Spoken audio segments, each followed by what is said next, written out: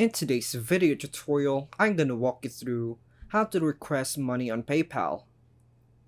So, first and foremost, we must go to paypal.com and enter your credentials, after which you will proceed to click the request button in the upper right corner of the screen, which will redirect you to request payment form. Basically, requesting money means being able to get money from someone by using their email name, username, or phone number, and double checking to minimize inconvenience. Therefore, I'm going to start typing those emails that I want to send. You may also request money from 20 people at once, and you can locate the contact information for persons with whom you currently do business down below.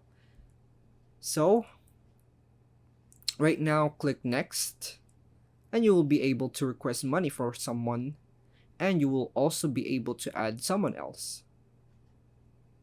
Make sure that if you are using an invoice, this is not serving as an invoice, which you can find out in another video. So what is payment for?